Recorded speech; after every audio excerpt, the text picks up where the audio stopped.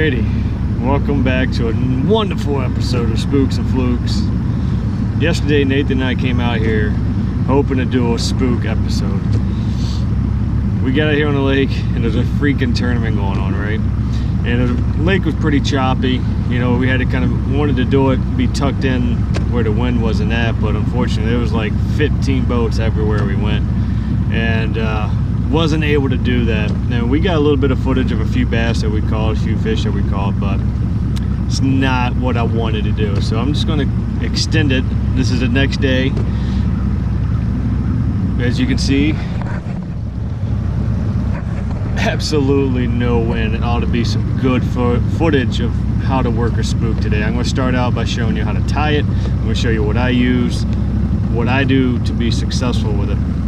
And that's kind of one thing I wanted to go over too, is that everything I do, it's the way I do it. There's no wrong way to fish. There's probably multiple ways you can throw a spook, where to throw it, but these are the things that I do, and I'm a smallmouth guru, okay? So everything that I do is for really how to catch smallmouth bass. All right, that's not, I do catch largemouth if I go in largemouth lakes, you know, largemouth areas, especially when I go back down south to do fishing. You know, I target largemouth, but I basically live on a smallmouth lake, and that's just what I love to catch. And if you like catching smallmouth too, what I do is probably going to help you if you're trying to find videos to help you out on how to catch smallmouth. So I'm gonna get out here. I'm gonna get to a spot that I want to start out with, throwing a spook. Hopefully they're still biting this morning. I had to, kids got to go to school in the morning, so I can't get out here right at daylight. It's like 9 o'clock. Well, actually closer to 10 o'clock. So I'm gonna get out here, get on the spot, show you how I rig it up, what I use when I rig it up, and hopefully, just kind of maybe get a couple blow-ups at least, at minimum. But regardless, I'm going to definitely show you what I do with the Zero Spook, and kind of what helps me put fish in a boat. So like I said, hopefully it'll be a good morning. Stay tuned, it's going to be a fun episode. Alrighty. Well, so without further ado, I'm at the spot that I need to be at, okay? Let's start with the basics, okay?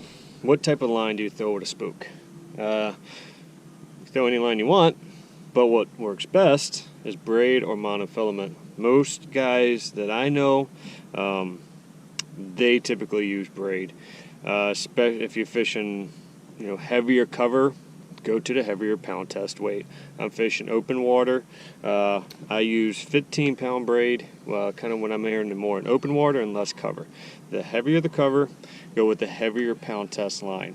Okay, if you're fishing real thick logs, laydowns, beaver huts, anything, or thick grass, you definitely need to keep those fish up and out of it.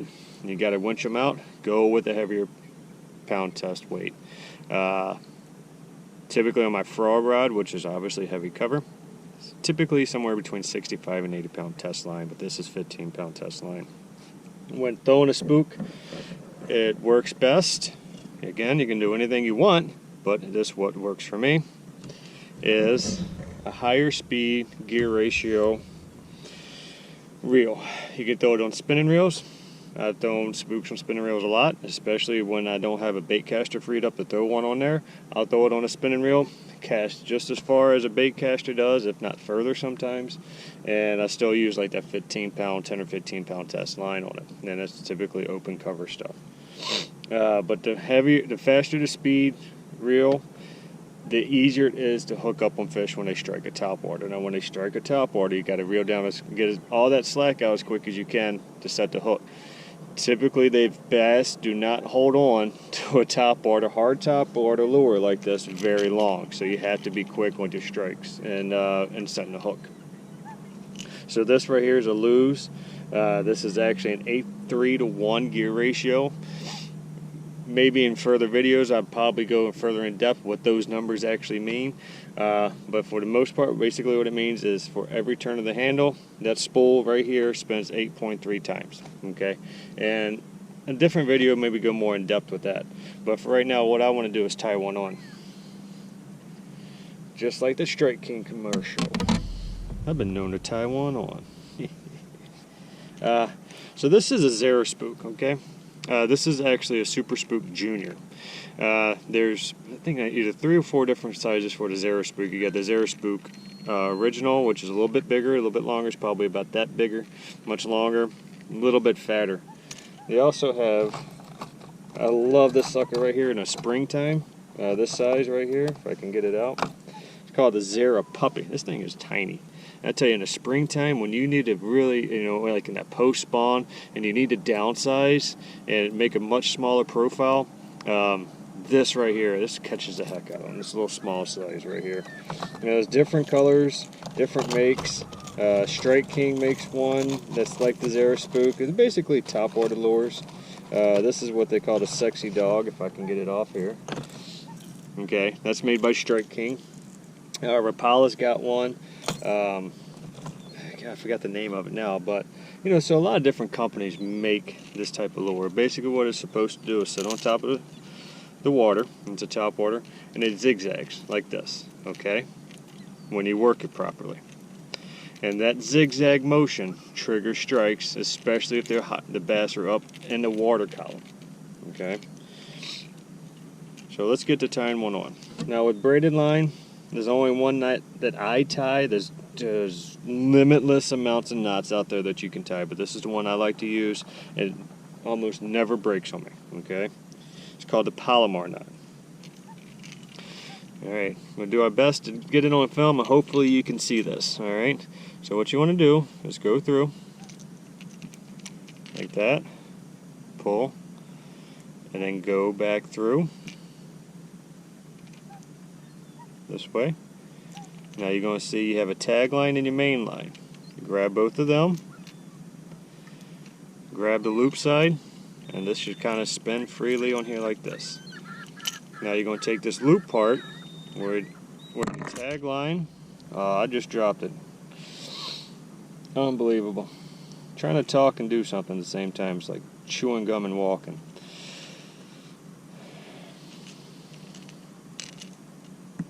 Unbelievable.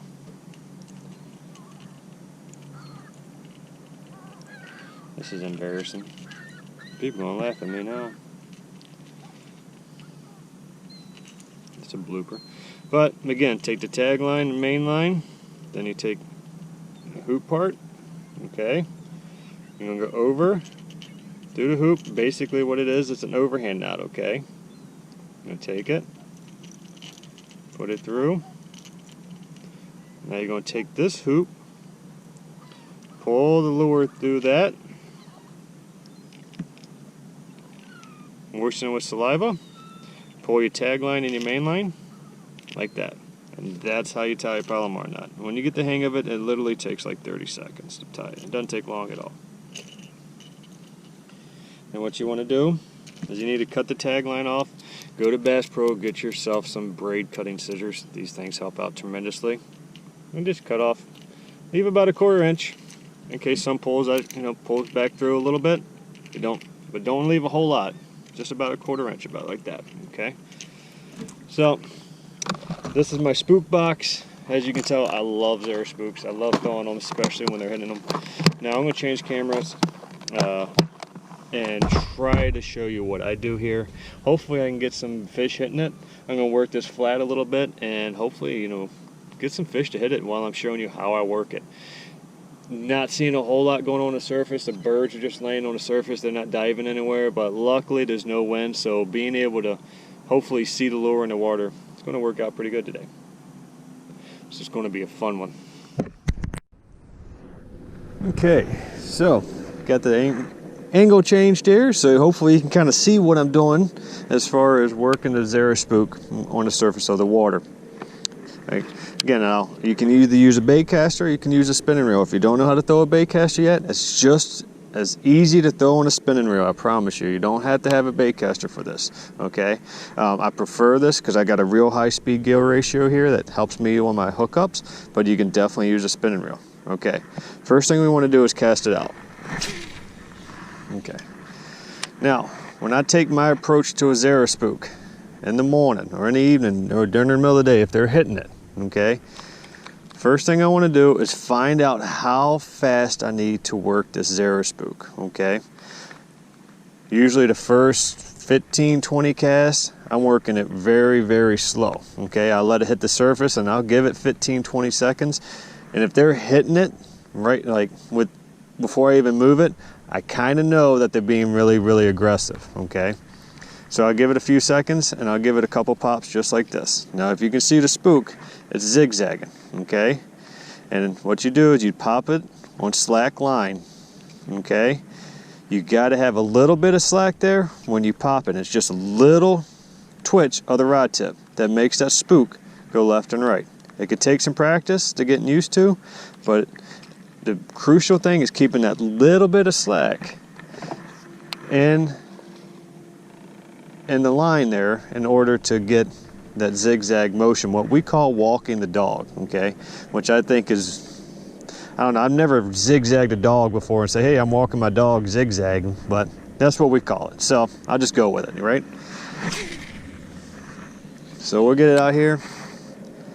Again, I like to let it sit. I said about the first 15 or 20 casts, I'm doing it real slow.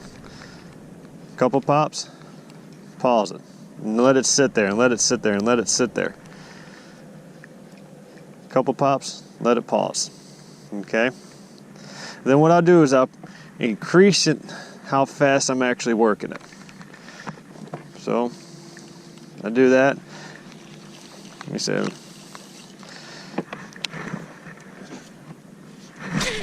See some bait fish on the surface out here. Hopefully there's a bass swimming around them. And then I'll eventually get to where it hits the water and I'll just start working it. And I won't even pause it sometimes. I'll just keep working it. If they're hitting it when it's moving, that tells me what I need to do with the spook in order to trigger the strike. And that's why I do it. I'll start at different speeds and I'll fluctuate. I go up and down on how fast I'm working it, how long I'm pausing it. Trying to establish a pattern on what it takes to trigger a strike on the surface.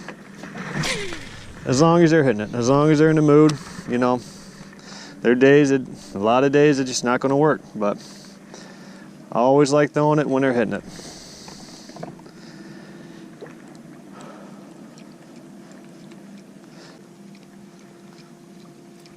Yeah, what a beautiful day though, huh?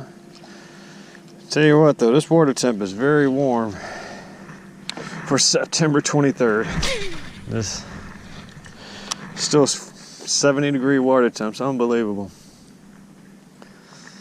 I mean, daylight's getting shorter. These bass have got to know they got to start feeding, but I tell you, for September, we still haven't had one of those great fall days yet, where they're just super aggressive, chasing everywhere. I mean, catch a few, but it's not one of those magic days yet. I've seen a lot of stuff on the surface out here. A lot of bait fish, and looks like there's some perch and things like that chasing the bait fish, and hopefully they'll get the attention of some big smallmouth.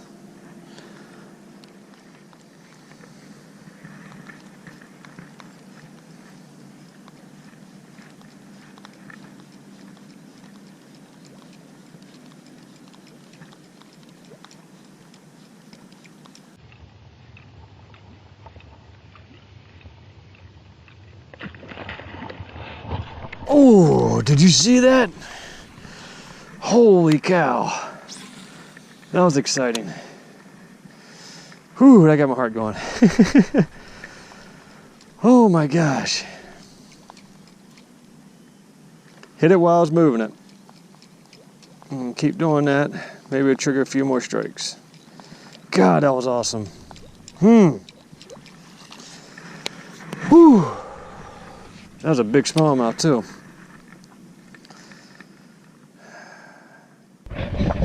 Oh, so the wind picked up. The wind picked up big time. I think we got a front coming through. We might have like a small storm or something back there. Don't know, but this wind came out of nowhere. It's too choppy for a spook right now, so I'm gonna put it away for the day and conclude this video. Again, hopefully you guys kind of saw what I do with the spook, and when it comes to the color of the fluke, when you want to use it, what you want to use it for.